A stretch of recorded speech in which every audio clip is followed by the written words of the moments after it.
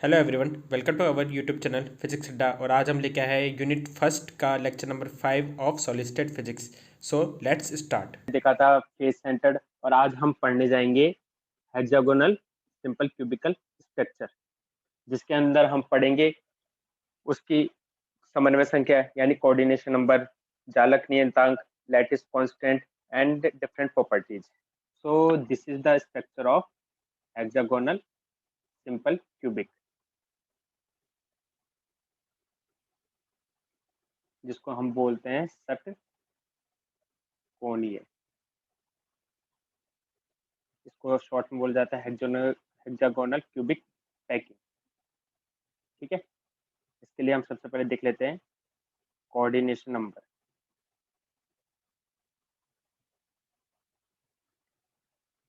समन्वय संख्या क्या होगी? आप देख रहे होंगे इस स्ट्रक्चर में कि इसके कॉर्नर पे जो फलक है यानी जो फेस है, उसके कॉर्नर्स पे 6 एटम्स है। उसके साथ साथ इसके फेस के सेंटर पे भी एक एटम है, और ये जो अपर प्लेन है इसमें 3 एटम्स है। आप यहाँ देख लोगे मिडिल के अंदर जो ये अपर प्लेन है उसमें 3 एटम्स है। ऐसे जो इसका जो लोअर एटम है जो बैक साइड में होगा उसमें भी 3 एटम्स होंगे इस तरीके से। तो जो ये फेस सेंटर्ड एटम है इसका अपर प्लेन, लोअर प्लेन यानी ऊपर का तल और नीचे का तल, तथा जो कॉर्नर्स के एटम्स है इनके साथ ये एटम्स टच में है, टचेबल है, स्पर्श कर रहा है, तो इसके कोऑर्डिनेशन नंबर कितने जाएंगे? 6 + 3 + 3 यानी 12। यानी जो HCP स्ट्रक्चर होती है उसके लिए कोऑर्डिनेशन नंबर यानी समन्वय संख्या होती है वो कुल मिला के 12 होती है। उसके बाद हम इसका सेकंड पॉइंट देखते हैं, लैटिस कांस्टेंट यानी जालक नियतांक।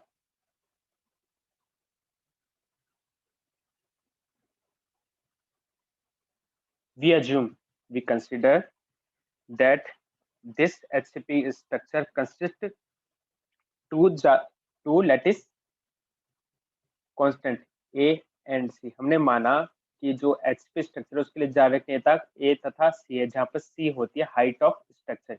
ये जो हाइट है ये C है, और जो ये डिस्टेंस है बिटवीन टू एटम्स वो A है।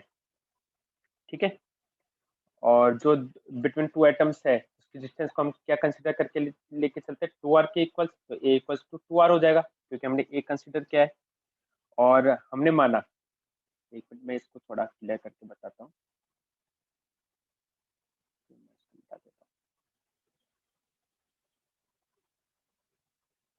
आप देख रहे होंगे जो बिटवीन टू एटम्स है ये हमने यहाँ पे एक लंब, in between two atoms this atom this atom, ये हमने एक पर्टिकुलर लाइन खींची यानी एक लंब डाला है हमने। तो ये किस प्रकार से दिखेगा? आपको इस प्रकार से दिखेगा, ये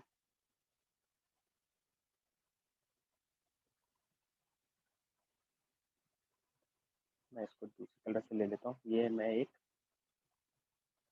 लंब डाल देता हूँ।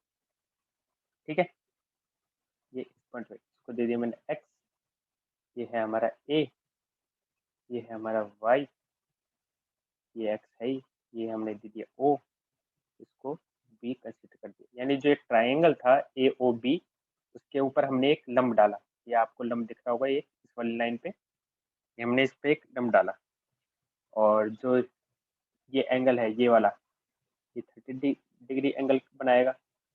तो जो हमारा AY हो जाएगा वो तो क्या हो जाएगा?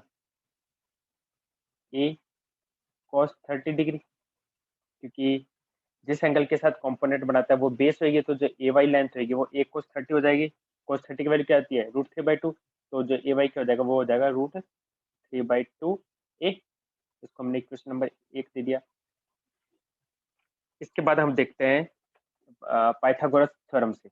इसकी लेंथ भी A है, जो हमने ये परपेंडिकुलर लेंथ डाला है इसकी लेंथ भी A है, ये हमने इसको Z पॉइंट दे दिया।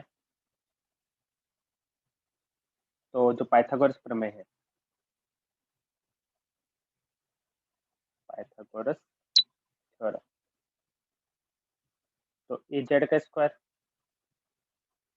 टू क्या हो जाएगा, ए एक्स का स्क्वायर प्लस एक्स जेड का स्क्वायर, इक्वेशन नंबर 2। अब हमें फाइंड आउट करना है ए एक्स। तो आपने 9th या 10th क्लास में एक मीडियम थ्योरम पढ़ी होगी।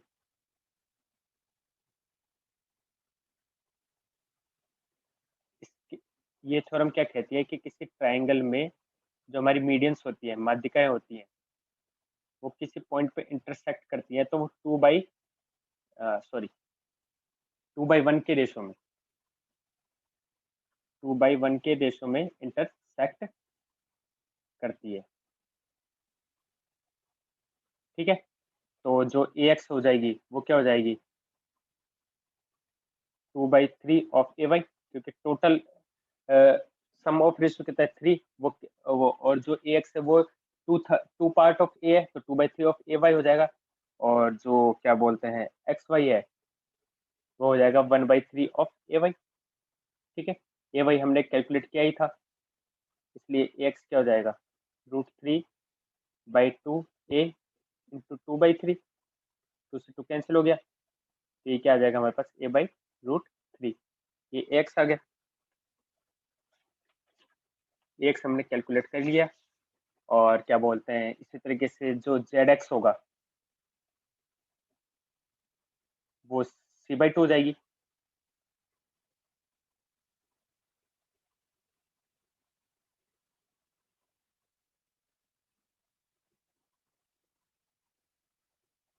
जो जेड एक्स की वैल्यू होगी वो हाफ ऑफ हाइट हो जाएगी, तो इससे हम यहाँ कैलकुलेट कर लेते हैं।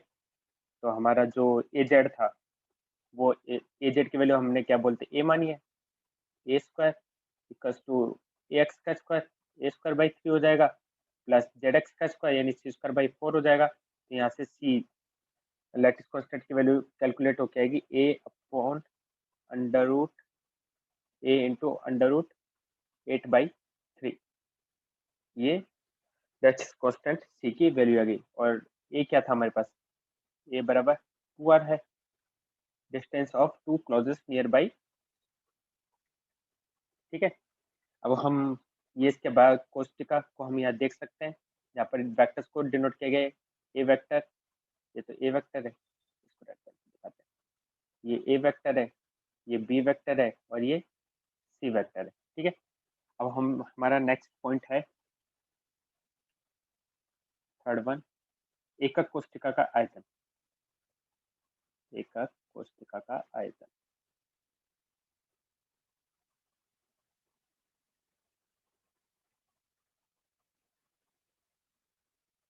जनरली हमारा फॉर्मूला क्या होता है, b = 4/3 पाई r क्यूब। लेकिन ये किसके लिए था, ये सिंपल क्यूबिक टाइप की जो स्ट्रक्चर थी उनके लिए था, ये हेक्सागोनल है।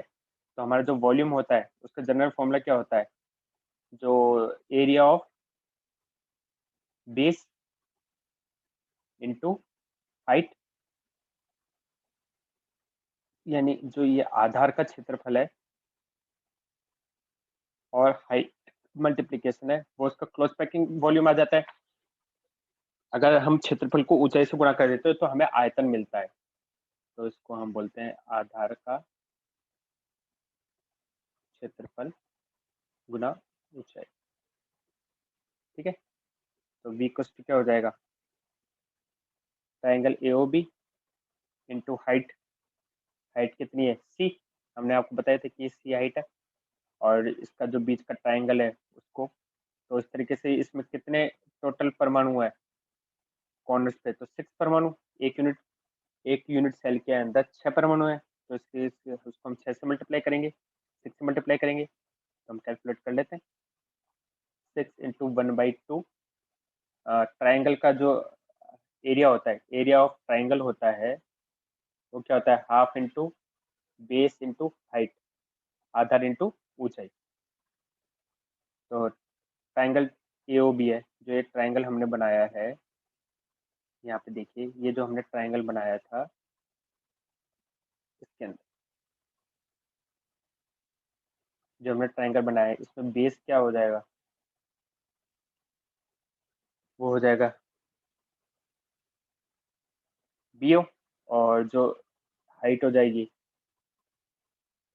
वो हो जाएगी AY। इसको हम वहाँ मेंशन कर देते हैं। तो हमारा बी ओ इंटू ए वाई इंटू सी, तो 6 × 1/2। बी ओ की लेंथ कितनी थी, ए, और ए वाई की लेंथ कितनी आई थी, √3/2 ए इंटू सी।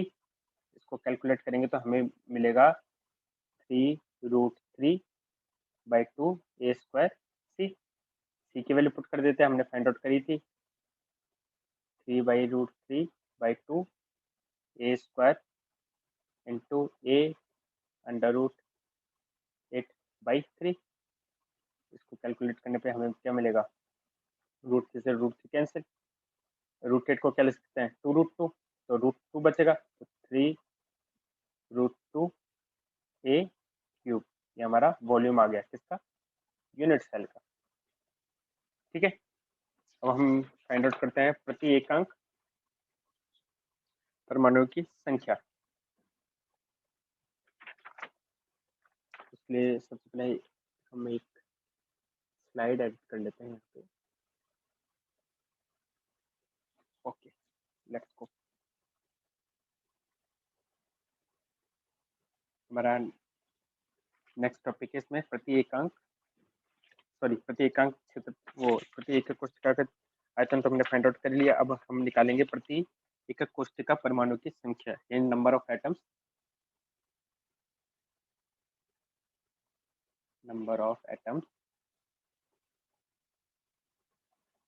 पर यूनिट सेल। परमाणु की संख्या फाइंड आउट करनी है किसमें, प्रति एकक कोशिका में। ठीक है, अब आप यहाँ देखोगे कि जो HCP होती है, इसकी एकक कोशिका के 12 कोनों पे 12 परमाणु होते हैं तथा प्रत्येक परमाणु 6 कोशिकाओं से भागीदारी करता है। ठीक है, इसको हम यहाँ भी देख सकते हैं। इसको मैं थोड़ा इरेज कर देता हूँ, जो स्ट्रक्चर हमने एडिट करी थी। आप यहाँ देख सकते हैं कि 6 परमाणु तो इन कोनों पे हो गए, 6 एटम्स तो इन कोनों पे, और 6 एटम्स इन कोनों पे, तो 12 परमाणु तो ये हो गए। ठीक है, और जो क्या बोलते हैं, इसकी जो हेक्सागोनल फेसेस होते हैं, उसका जो सेंट्रल एटम होता है, यानी ये एटम, इसके जो बेस के एटम्स होते हैं, आधार के एटम्स होते हैं, अगर हम इस स्ट्रक्चर को क्लोज पैक करें, यहाँ भी एक, इसके ऊपर भी एक हेक्सागोनल स्ट्रक्चर बना है और इसके नीचे भी एक हेक्सागोनल स्ट्रक्चर बना है, तो जो बेस का जो एटम है वो अपर में भी पार्टिसिपेट करेगा और लोअर में भी करेगा। ऐसे ये जो एटम है, इसके अपर वाले प्लेन पे भी पार्टिसिपेट करेगा और ये इसका खुद के प्लेन में पार्टिसिपेट करेगा, यानी इस एटम का हाफ ऊपर पार्टिसिपेट करता है और हाफ नीचे खुद के लिए करता है। इसी प्रकार ये वाला है, जो इसके नीचे जो स्ट्रक्चर बनेगी HCP, उसमें पार्टिसिपेट करेगा और हाफ खुद के प्लेन में पार्टिसिपेट करेगा।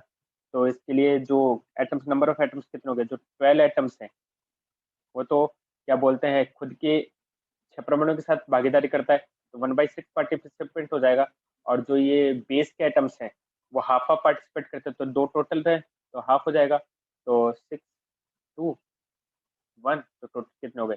तो प्रत्येक कोशिका में परमाणु की संख्या कितनी होती है HCP के लिए, 3 होती है। ठीक है, ये तो थे कॉर्नर्स के और फेस सेंटर्स के लिए। इसके अलावा इसके मध्य में, इसके मध्य में 3 परमाणु और होते हैं जो हमने देखे थे।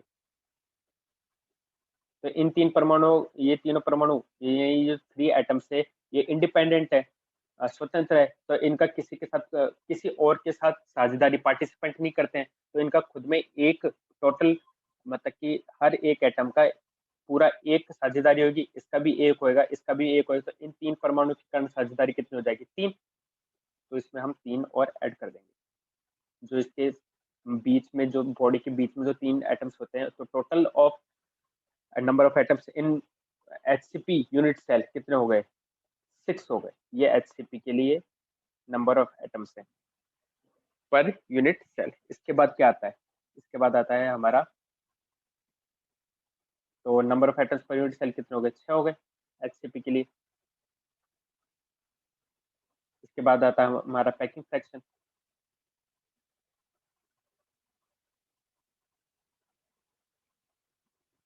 जिसको हम बोलते हैं हिंदी में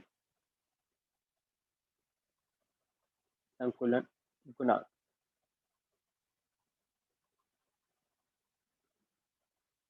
इसका फॉर्मूला क्या होता है? एकक कोष्टिका में परमाणुओं का आयतन, जो हमने फाइंड आउट किया था तब वो हमें मिला था पाई ए क्यूब,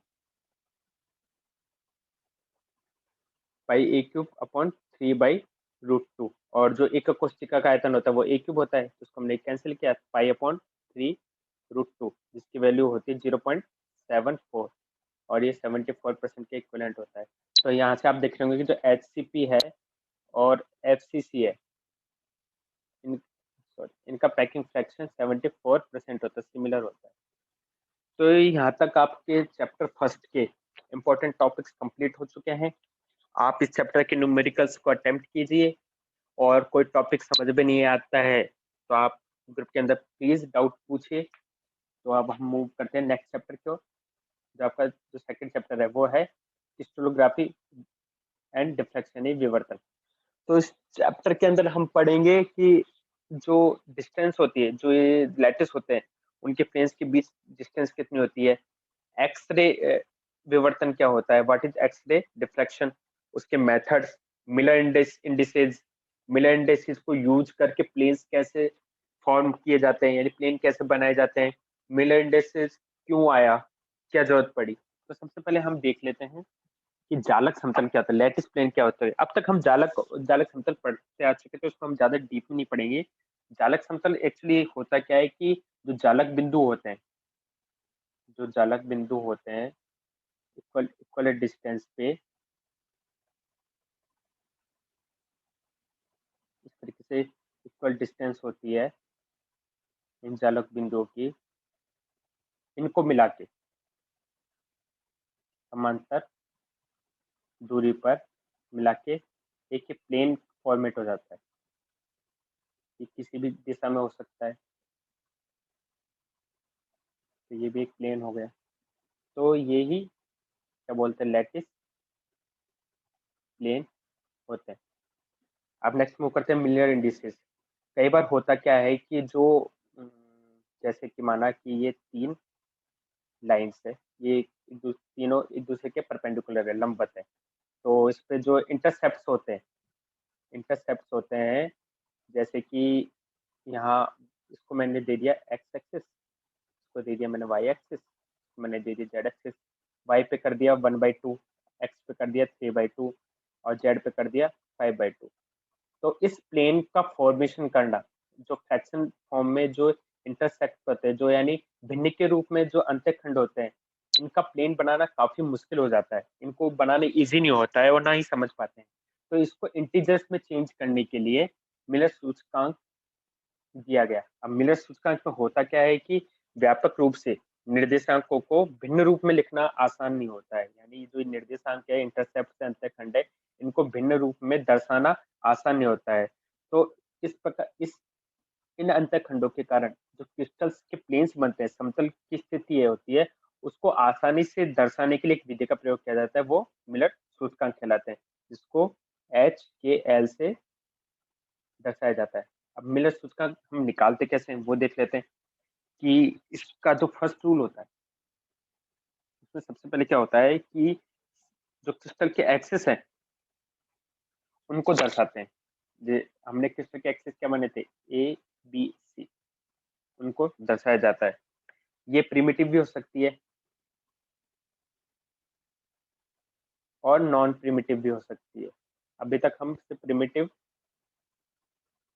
की ही बात कर रहे आते थे, लेकिन ये जो एक्सिस है, प्रिमिटिव नॉन प्रिमिटिव कुछ भी हो सकती है, इससे कोई फर्क नहीं पड़ता है, कोई ज्यादा फर्क नहीं आएगा। माना कि इन अक्षों जो एक्सिस होती है, जैसे ये एक्सिस हमने मान ली, ठीक है, इन एक्सिस को हम कंसीडर करके चल रहे हैं कि माना कि ये तो हो गई ए, ये हो गया बी, ये हो गया सी। माना इन एक्सिस पे समतल द्वारा, जो प्लेन्स द्वारा जो इंटरसेप्ट होते हैं, अंतःखंड होते हैं, उनके नियतांकों को हम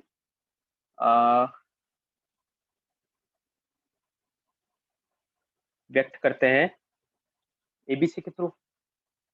हमने अंतःखंडों के नियतांकों को एबीसी के थ्रू व्यक्त कर दिया, और माना कि जो इंटरसेप्ट होंगे वो पेयर्स के फॉर्म में होते हैं कुछ इस तरीके से, जो कटेड प्लेन्स होते हैं, जैसे PA, QB और RC।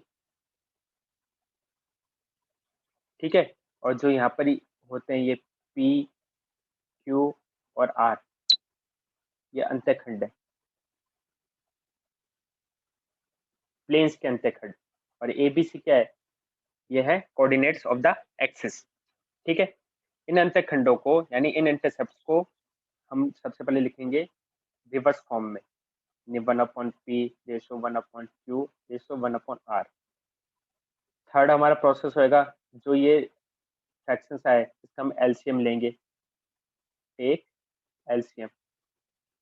जो एलसीएम आता है फोर्थ प्रोसेस होगा, उसको हम इंटरसेप्ट से मल्टीप्लाई कर देंगे, यानी अंतःखंडों से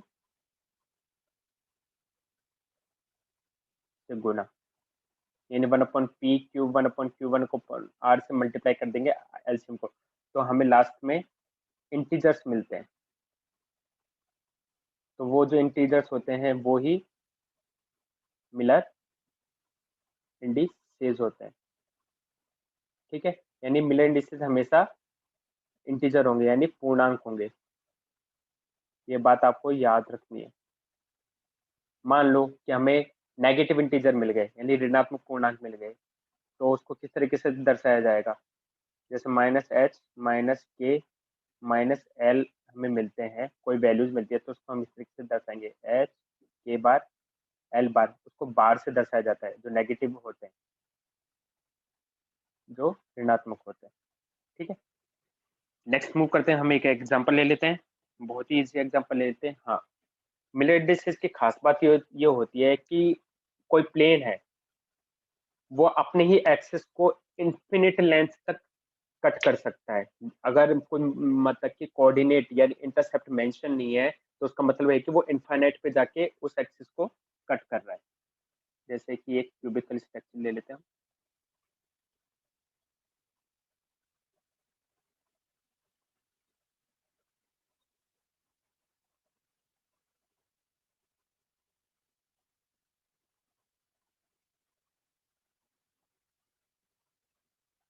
ये हमने एक क्यूबिकल स्ट्रक्चर ले ली,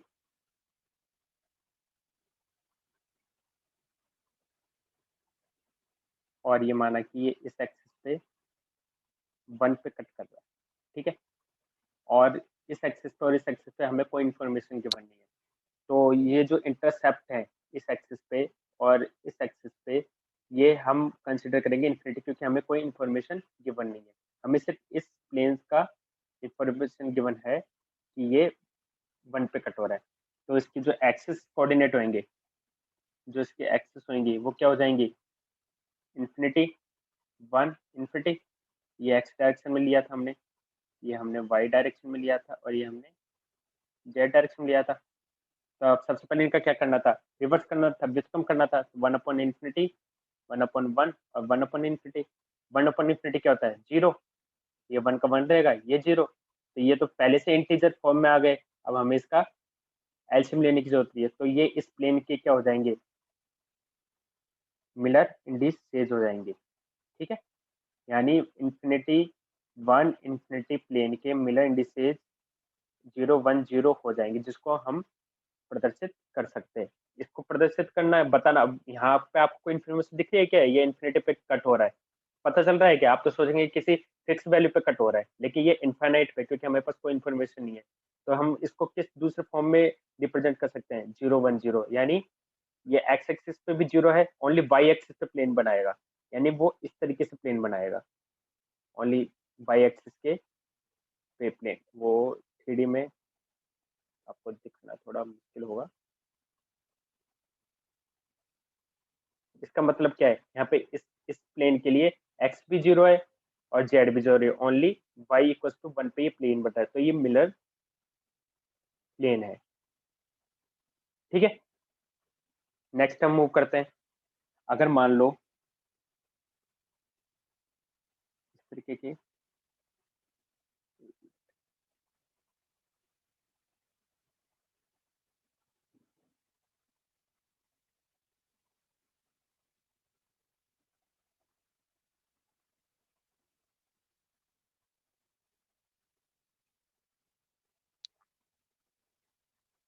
ये एक प्लेन का इनर स्ट्रक्चर है जहाँ पर ये इंटरसेप्ट हो रहे हैं, यानी यहाँ पर इस जगह इन 3 जगहों पे ये अंतःखंड कट कर रहे हैं। माना कि यहाँ पर 1/2 लेंथ पे, इस जगह 2 पे और यहाँ पे 3 पे। ये हो गई हमारी x, ये हो गई हमारी y, ये हो गई हमारी z डायरेक्शन। तो कोऑर्डिनेट्स लिखेंगे हम 3, 1/2 और 2। First step complete. सेकंड हम इसका रिवर्स करेंगे, व्युत्क्रम करेंगे, तो 1/3, 2, 1/2। अब इन तीनों का हम एलसीएम लेंगे। एलसीएम कितना आ जाएगा? एलसीएम 3 और 2 का एलसीएम कितना आएगा? 6 आएगा। इस एलसीएम से हम मल्टीप्लाई करेंगे सभी को।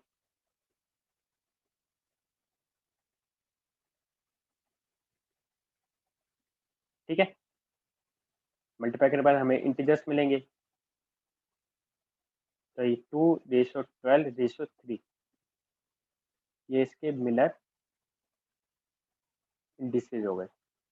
ठीक है, आपको ऐसे मिलर इंडिसेज का कॉन्सेप्ट क्लियर हो गया होगा। तो जो हमारे मिलर इंडिसेज होते हैं उनके प्लेन्स किस तरीके से दिखेंगे?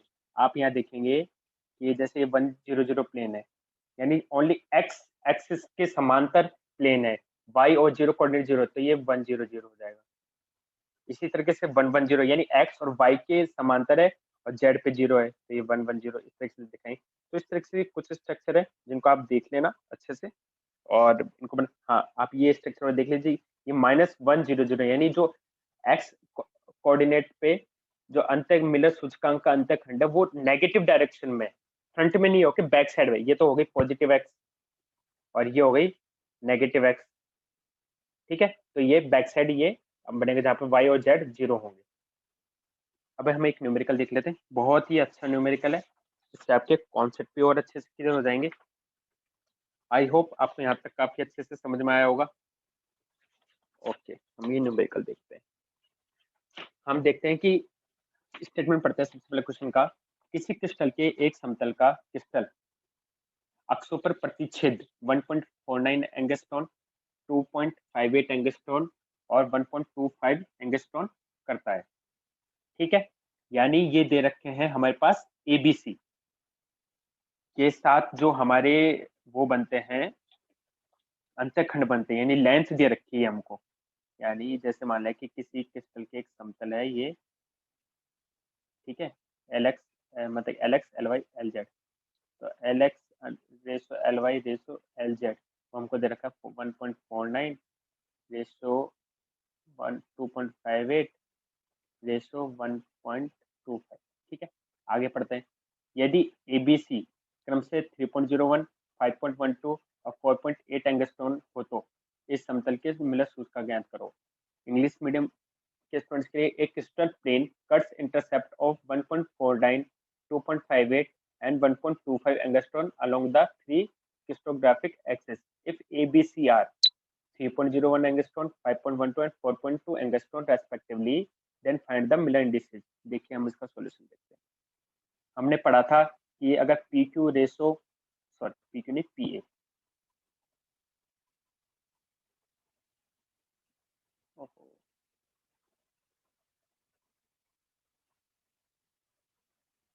P a ratio q b ratio r c हमने पढ़ा था कि किसके इक्विवेलेंट गिवन है? L x l y l z, जो अंतःखंड कट रहे हैं यानी जो इंटरसेप्ट हो रहे हैं एक्सिस पे वो गिवन है हमें।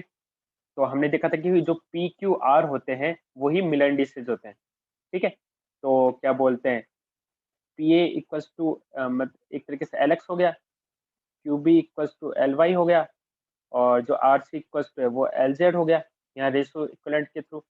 तो जो हमारा पी हो जाएगा वो हो जाएगा एल एक्स बाई ए, इसी की तरह क्यू क्या हो जाएगा एल वाई अपॉन बी और यहाँ से आर क्या हो जाएगा एल जेड अपॉन सी। ठीक है, तो p ratio q ratio r equal हो जाएगा l x upon a ratio l y upon b ratio l z upon c. L x l y l z क्या है 1.49, ए कितना है 3.01 रेशो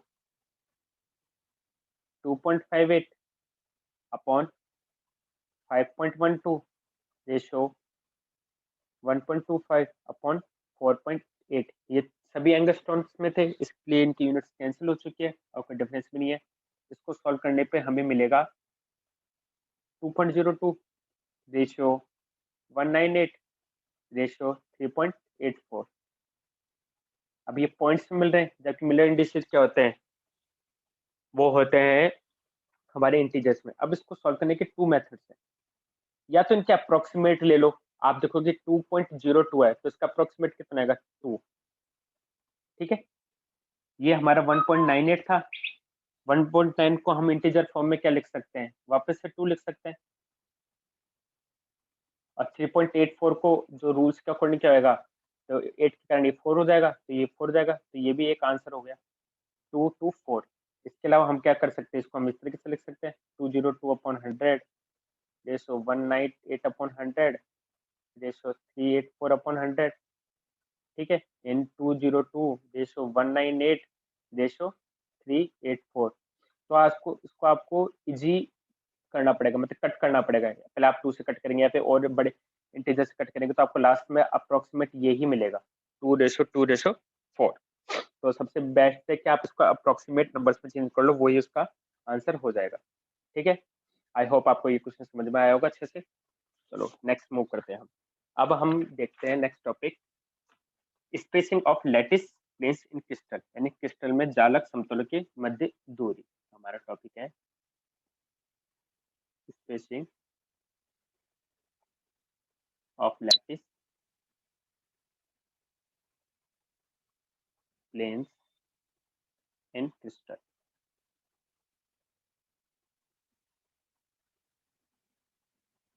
यानी जालक तलों यानी समतल यानी प्लेन्स के मध्य दूरी क्या होती है। उसके लिए पहले हम एक लैटिस स्ट्रक्चर बना लेते हैं कुछ इस तरीके से।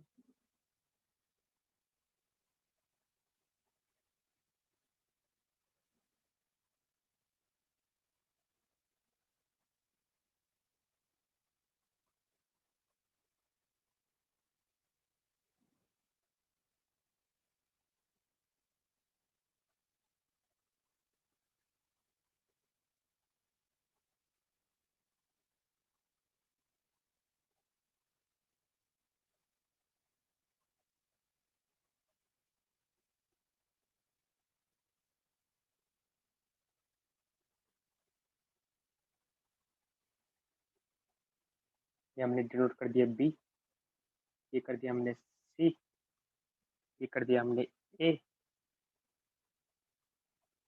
ये एक्स डायरेक्शन है, ये वाई डायरेक्शन है, और ये हमने दे दिया इसको जेड डायरेक्शन। ठीक है, ये दे दिया हमने इसको एन पॉइंट को, ये हमारा मूल बिंदु हो गया, ओरिजिन पॉइंट्स हो गया ओ। ठीक है, अब जो ये इंटरसेप्ट कर रहे हैं एक्स एक्सिस पे, वाई एक्सिस पे और जेड एक्सिस पे, जो जेड एक्सिस पे इंटरसेप्ट कर रहा है वो तो हो जाएगा हमारा, क्या हो जाएगा, सी बाई एल।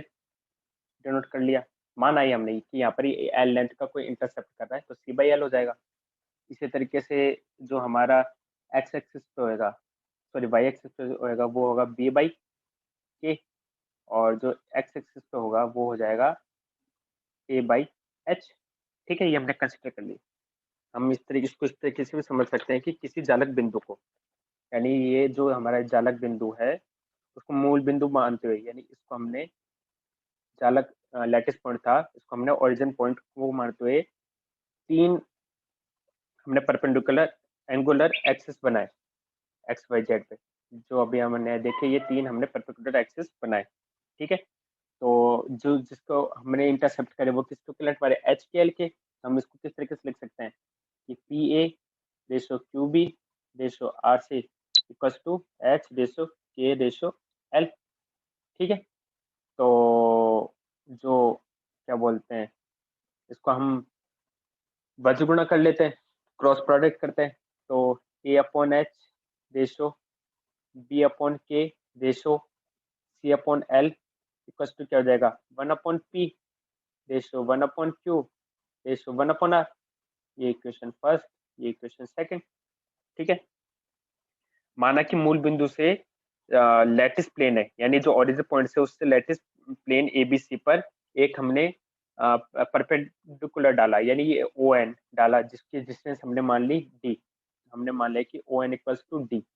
ये हो गई डिस्टेंस बिटवीन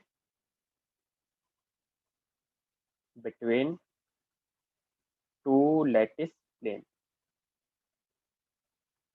यानी जो ये डिस्टेंस दी होगी वो लैटिस समतलों के बीच की दूरी होगी, उसे ही हमें फाइंड आउट करना है।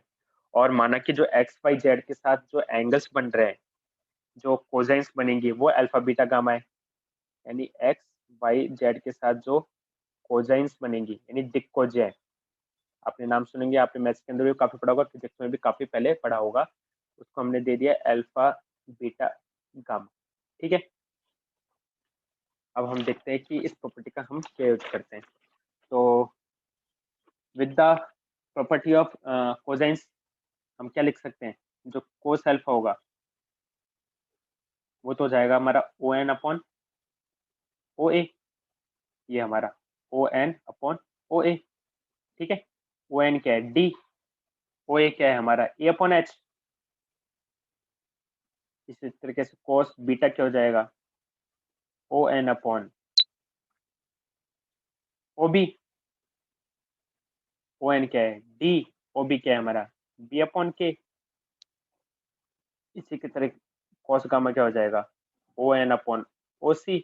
ओ एन क्या है हमारा डी और ओ सी क्या है हमारा सी बाई एल। ठीक है, अब हम इस प्रॉपर्टी को यूज करेंगे। तो by the rule of direction cosines, cosines जो दिक् की जो होती है उसकी प्रॉपर्टी के अकॉर्डिंग क्या होता है, cos square alpha plus cos square beta plus cos square gamma equals to 1 होता है। तो हम इस प्रॉपर्टी को यूज करते हैं, कोस अल्फा हमने निकाला ही था, वो क्या हो जाएगा डी एच अपॉन ए का होल स्क्वायर। इस तरीके से कोस बीटा क्या हो जाएगा डी के अपॉन बी का होल स्क्वायर, और कोस गामा क्या हो जाएगा डी एल अपॉन सी का होल स्क्वायर इक्वल्स टू 1।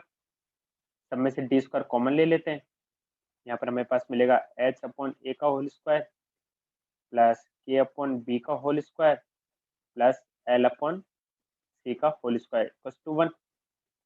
तो डी स्क्वायर हमें मिलेगा 1 अपॉन एच अपॉन ए का whole square plus k upon b का whole square plus l upon c का होल स्क्वायर।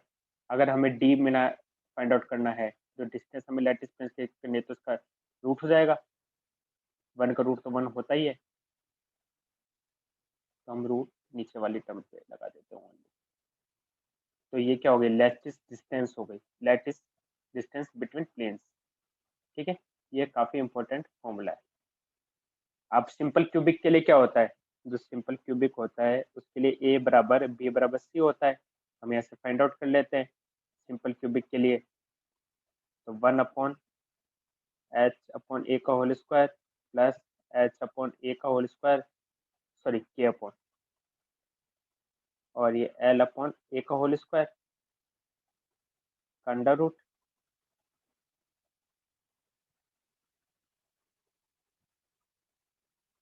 तो हमें यहाँ से क्या मिलेगा 1 upon h square plus k square plus l square का under root into 1 upon a, sorry into a upon 1, क्योंकि 1 अपॉन ए कॉमन आएगा यहाँ से, 1 अपॉन ए तो कॉमन आ जाएगा इस टर्म में से। तो हमें क्या मिल जाएगा, हमें मिलेगा ए upon h square plus k square plus l square का अंडर रूट। ये जो लैटिस डिस्टेंस है वो सिंपल क्यूबिक के लिए हो गए। इसी तरीके से आप एफसीसी के लिए भी निकाल सकते हो और बीसीसी के लिए भी फाइंड आउट कर सकते हो, काफ़ी इजी है, आप कोशिश करना। अगर आपसे नहीं होता है तो मुझे बताना, मैं आप लोगों के लिए सॉल्व करेंगे हम नेक्स्ट क्लास के अंदर। ठीक है, अब हम इस रिलेटेड एक न्यूमेरिकल देख लेते हैं, काफ़ी इजी न्यूमेरिकल है और अच्छा न्यूमेरिकल है। तो क्वेश्चन है कि किसी घने जालक का, यानी सिंपल क्यूबिक लैटिस का जो लैटिस कांस्टेंट है वो ए मान लिया हमने, और इसके लिए जो मिलर इंडिसेज है वो है 011, एक मिलर इंडिस, दूसरा सेट है 101 का, और तीसरा है 112 का। ये मिलर इंडिसेज है, ठीक है। तो इन मिलर इंडिसेज में इस मतलब कि हर मिलर इंडिसेज के लिए वो फाइंड आउट करवा रहा है लैटिस डिस्टेंस, ठीक है, यानी डी फाइंड आउट करना है हर प्लेन्स के लिए। और हमारे पास सिंपल क्यूबिक है, तो सिंपल क्यूबिक के लिए डी क्या आया था, a upon h square plus k square plus l square under root. तो हम देख लेते हैं यहाँ पे। अब पहला सेट क्या है मेरे पास, 011, तो एच बराबर 0, के बराबर 1, एल बराबर 1। तो यहाँ से डी क्या हो जाएगा, ए अपॉन एच का स्क्वायर यानी 0 का स्क्वायर 0, के का स्क्वायर 1 का स्क्वायर 1, एल का स्क्वायर 1 का स्क्वायर 1। तो हमें डी मिलेगा ए बाई रूट 2। ऐसे सेकंड 101 के लिए यहाँ पे एच इक्वस टू 1, के इक्वस टू 0 और एल इक्वस टू 1। तो यहाँ से डी हमें क्या मिलेगा, ए अपॉन 1 का स्क्वायर 1, 0 का स्क्वायर 0, 1 का स्क्वायर 1 का अंडर रूट यानी ए बाई रूट 2। यानी 011 प्लेन मिलर प्लेन और 101 के लिए सेम होएगा। 112 का देख लेते हैं। 112 के लिए एच बराबर 1, के बराबर 1, एल इक्वस टू 2। तो डी क्या हो जाएगा, ए अपॉन 1 का स्क्वायर 1, 1 का स्क्वायर 1 और 2 का स्क्वायर कितना हो जाएगा 4, उसका अंडर रूट, रूट ऑफ, तो इसकी वैल्यू हो जाएगी ए रूट ऑफ 6, ठीक है। ये इसकी लैटिस की डिस्टेंस हो गई, ठीक है। अब हम नेक्स्ट मूव करते हैं, density of lattice points in lattice plane. हमारा नेक्स्ट पॉइंट है डेंसिटी ऑफ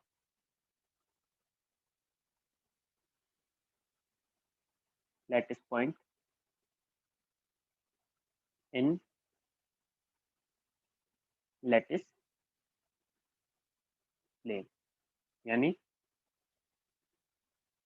जालक बिंदुओं का घनत्व कहाँ पे, जालक तलों में।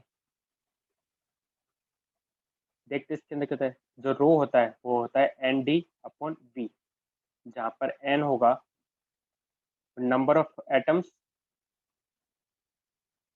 इन यूनिट सेल, जो हम पिछले लेक्चर में फाइंड आउट कर चुके हैं। एचसी के लिए, बीसीसी के लिए, एफसीसी के लिए और एचसीपी के लिए, ये किसी के लिए भी पूछ सकता है। और जो डी होगी वो डिस्टेंस होगी, किसकी डिस्टेंस होगी, लैटिस प्लेन की, जो अभी हमने पिछले न्यूमेरिकल्स में भी फाइंड आउट किया था। और जो वी होगा वो volume of lattice unit cell. तो यूनिट सेल का वॉल्यूम तो मोस्ट ऑफ क्या होता है, ए क्यू भी था, हमने पिछले लेक्चर में लास्ट लेक्चर में देखा था, ठीक है। तो हम फाइंड आउट करते हैं। पहले हम देख लेते हैं सिंपल क्यूबिक, यानी जो घनीय स्ट्रक्चर होती है उसके लिए एन देख, ध्यान हो तो आपको number of atoms unit cell में कितने थे, 1 थे। तो यहाँ से रो क्या हो जाएगा, ए बाई वी, ठीक है। और वी क्या था, ए क्यूब, तो डी अपॉन ए क्यूब। ऐसे ही सेकंड देख लेते हैं हम, बॉडी सेंटर बीसीसी, अंत केंद्रित। इसमें इसमें क्या क्या थी, एक तो अभाज्य कोष्ठिका थी और एक बॉडी के सेंटर में था। तो नंबर ऑफ एटम्स कितने थे, 2 थे। तो रो क्या हो जाएगा, 2d अपॉन बी, यानी 2d अपॉन ए क्यूब, ठीक है। थर्ड हम देख लेते हैं एफसीसी, यानी फेस सेंटर्ड, यानी फलक केंद्रित। इसके लिए एन इक्वल टू 4 था, तो रो क्या हो जाएगा, 4d अपॉन बी, यानी 4d अपॉन ए क्यूब। तो इस तरीके से हम जालक बिंदुओं का घनत्व निकाल सकते हैं, ठीक है। अब हम इस रिलेटेड एक क्वेश्चन देख लेते हैं, आज का लास्ट टॉपिक। उसके बाद हम कल मिलेंगे नए टॉपिक्स के साथ। तो हम एक क्वेश्चन देख लेते हैं। क्वेश्चन कहता है कि compare the density of lattice points for the 11 and 110 प्लेन। क्या करना है? Compare lattice density. जो अभी हमने घनत्व निकाला था जालक बिंदुओं का, उनमें इन दो प्लेन्स के लिए डेंसिटी को कंपेयर करना है। ठीक है, किसके लिए? फॉर सिंपल क्यूबिक यानी सरल घनीय के लिए। इसका हम सॉल्यूशन देखते हैं। सिंपल क्यूबिक के लिए यानी घनीय के लिए हमारा रो क्या था? डी अपॉन ए क्यूब। इसको हम दे देते हैं इक्वेशन 1। ठीक है, तो जो प्लेन है 1 1 1, इसके लिए h equal to 1, k equal to 1 और l इक्वल टू 1। तो जो D11 निकलेगा वो क्या हो जाएगा? सिंपल क्यूबिक के लिए a अपॉन 1 का स्क्वायर 1, k का स्क्वायर 1, l का स्क्वायर 1, इसका रूट, तो a बाई रूट 3। तो यहाँ से रो क्या हो जाएगा 1 1 1 प्लेन के लिए? d की वैल्यू रख देंगे यहाँ पर a अपॉन रूट 3 और जो वॉल्यूम है a क्यूब से मल्टीप्लाई कर देंगे, तो ये हमारे पास मिल जाएगा 1 अपॉन रूट 3 ए स्क्वायर। इसको दे दिया हमने इक्वेशन नंबर 2। ऐसे ही प्लेन 110 के लिए हम फाइंड आउट करेंगे h बराबर 1, k बराबर 1, l बराबर 0। तो D110 क्या आएगा? a अपॉन h का स्क्वायर यानी 1 का स्क्वायर 1, k का स्क्वायर यानी 1 का स्क्वायर 1, l का स्क्वायर यानी 0 का स्क्वायर 0। इसको हम रूट ऑफ कर देंगे, तो a बाई रूट 2। यहाँ से हम इस प्लेन के लिए डेंसिटी निकाल लेते हैं। वो क्या आएगी? d अपॉन ए क्यूब। तो d कितना है हमारा? a रूट 2 और ए क्यूब से मल्टीप्लाई कर दिया यानी 1 अपॉन रूट 2 एक स्क्वायर। ये क्वेश्चन नंबर 3 आ गई। आप क्या पूछ रहा है कि इसका कंपेयर यानी इसका रेशियो पूछ रहा है 111 प्लेन के लिए और 110 प्लेन के लिए। तो हम देखते हैं D111 अपॉन D110। इसके लिए वैल्यू क्या थी 1 के लिए? 1 upon root 3 a square divide by 1 upon root 2 a square. तो ये क्या हो जाएगा? ये व्युत्क्रम हो गया, रिवर्स के ऊपर क्वांटिटी चली जाएगी। Root 2 a square upon root 3 a square. A square से ए square cancel, D11 ratio D110 क्या आ गया हमारे पास? 2 ratio root of 2 ratio root of 3। ये डेंसिटी का कंपैरिजन हो जाएगा। ठीक है, आज के लिए इतना काफी है। आप यहाँ तक रिवाइज कीजिए, कॉन्सेप्ट को अच्छे से सीखिए। बाकी हम कल के लेक्चर में सीखेंगे। आई होप आप लोगों को मजा आया होगा और अपना फीडबैक जरूर देते रहें ग्रुप के अंदर, ताकि हम ध्यान रख सके कि कितने स्टूडेंट्स को लेक्चर देखने में अच्छा लग रहा है, कितना समझ में आ रहा है, क्या समझ में नहीं आ रहा है वो भी हमें बताया करें। आप लोगों का रिव्यू और फीडबैक हमारे लिए काफ़ी इम्पोर्टेंट है। ठीक है, आप अपनी स्टडी करते रहिए, मज़े में रहिए और मिलते हैं कल नेक्स्ट लेक्चर में। तब तक के लिए धन्यवाद आप सभी लोगों को। Okay bye, thank you so much.